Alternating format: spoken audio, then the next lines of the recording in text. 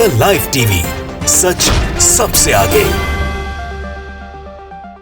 दोस्तों, पिछले कुछ सालों के अंदर एक चीज बहुत आम देखने को मिली कि बहुत से लोगों ने मौका परस्त, जिनको अपॉर्चुनिस्ट कहते हैं, जिनको सिर्फ कमाने से मतलब है, विवादास्पद मूवीज बनाना शुरू की। अल्पसंख्यकों को, खासतौर पर मुस्लिम समुदाय के लोगों को टारगेट करके मूवीज बनाई गई, जिनसे लोग बच सकें और खूब पैसा विवाद की स्थिति में कमाने का काम किया। मूवीज कौन सी हैं आप जानते हैं, लेकिन अब एक ताज़ा जो मूवी लाई गई है, एक बीजेपी के पक्ष में ट्रोलिंग करते हुए बहुत देखे जाते हैं व्यक्ति हैं, अशोक पंडित नाम से, ट्विटर के ऊपर उन्होंने और उनके साथियों ने बनाई 72 हूरें। वो 72 हूरों का खूब दुष्प्रचार किया गया और उसमें जाहिर सी बात है कि मुस्लिम समुदाय को निशाने पर लिया गया ताकि ध्रुवीकरण हो सके। लेकिन अब उनको एक झटका पड़ा है और वो झटका बड़ा है जो कि सेंसर बोर्ड ने दिया है। ये बड़ा झटका सेंसर बोर्ड ने दिया है। सेंसर बोर्ड की पिछले कुछ महीनों के अंदर काफ़ी आलोचनाएं भी हुई हैं, जिस तरह से आदि पुरुष को लेकर आलोचना हुई हो या उससे पहले हुई हो कि वो दोनों पक्षों की तरफ से निशाने के ऊपर आया सेंसर बोर्ड। और अब सेंसर बोर्ड की इस कार्रवाई से लगता है कि सेंसर बोर्ड अब सख्ती दिखा रहा है कि 72 हूरें जो दुष्प्रचार के लिए बनाई गई फिल्म है अशोक पंडित और उनके साथियों की, उसके ट्रेलर के ऊपर रोक लगा दी है सेंसर बोर्ड ने। तिलमिला उठे हैं इसके जो निर्माता हैं, तमाम लोग जो इससे जुड़े हुए हैं, वो क्या क्या अनाप शनाप लिख रहे हैं ट्विटर पे, सोशल मीडिया पे। लल्लन पोस्ट ने लिखा है कि फिल्म 72 हूरें के ट्रेलर को पास करने से सेंसर बोर्ड ने किया मना।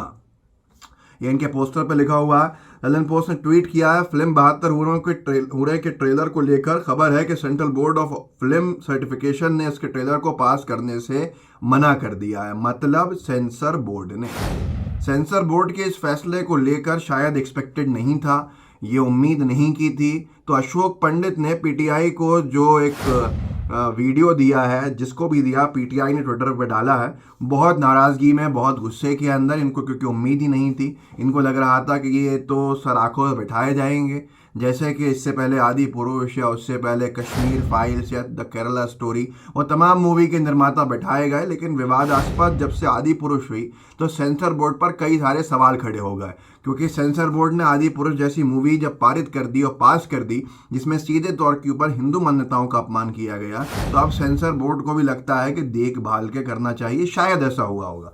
तो प्रेस ट्रस्ट ऑफ इंडिया ने अशोक पंडित का वीडियो डाला है। वीडियो पीटीआई की प्रॉपर्टी है, इसलिए मैं उसको साझा नहीं कर सकता हूँ, दिखा नहीं सकता हूँ। अगर आप सोशल मीडिया पे जाके देखेंगे तो अशोक पंडित नाम के ये व्यक्ति, जिन्होंने खूब जम के ट्रोलिंग करते हैं, रात दिन बीजेपी के पक्ष में दिखता है इनकी ट्रोलिंग का, ऐसे ही इन्होंने मूवी बनाई थी, उसके ट्रेलर के पास नहीं करने के ऊपर गुस्से में तिलमिला उठे और ये वीडियो उन्होंने बना के इसमें लिखा है, इसमें बोला है कि हम 72 हूरों के जो निर्माता हैं, सेंसर बोर्ड के इस फैसले से, जो उसने हमारे ट्रेलर को पास नहीं करने का सर्टिफिकेट देने के लिए मना किया है, उसके ऊपर हम हैरान हैं। On one side you have given a national award to the film. आप एक तरफ एक नेशनल अवार्ड देते हैं मूवी को, जाहिर सी बात है सरकार से ही कह रहे हैं, और दूसरी तरफ आप सर्टिफिकेट देने से मना कर देते हैं उसके ट्रेलर का, उसी मूवी के। हम इस मुद्दे को सेंसर बोर्ड से में उठाना चाहेंगे और हम सेंसर बोर्ड के अध्यक्ष प्रसून जोशी से ये निवेदन करेंगे कि ऐसे लोगों की खिंचाई कीजिए जिन्होंने एक ऐसा हास्यास्पद फैसला लिया है। देखिए आप बौखलाहट और ये इनकी अंदर की जो चिढ़ है वो कैसे निकाली जा रही है, वो आपके सामने।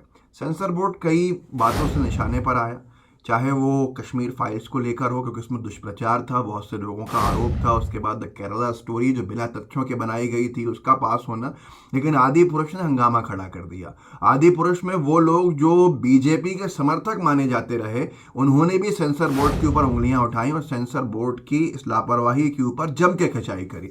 तो अब शायद सेंसर बोर्ड कहीं ना कहीं बहुत ज़्यादा सतर्क है और ऐसे विवादास्पद जो मूवीज़ हैं उनके लिए शायद अब चिंता बढ़ने का फैसला का वक्त है। क्योंकि जब सेंसर बोर्ड के ऊपर बहुत सारे सवाल खड़े हुए थे आदि पुरुष के रिलीज़ के बाद, जहां लोगों की भावनाओं को ठेस पहुंचा था। संजय सिंह ने तब कहा था कि जब भगवान श्री राम का अपमान करने वाली फिल्म पास हो रही थी तो क्या भाजपाइयों का सेंसर बोर्ड भांग खाकर सो रहा था, क्योंकि ये सरकारी बनाती है। यूपी तक ने लिखा था, ये प्रसून जोशी जी वही हैं इसके अध्यक्ष जिन्होंने एक बार एक इंटरव्यू लिया था मोदी जी का। वैसे भी खुशकिस्मत लोग होते हैं जो इंटरव्यू ले पाते हैं, जो उनके हिसाब से सवाल पूछते हैं, इजी आसान आसान, नाम कैसे खाते हैं, तमाम चीज़ें।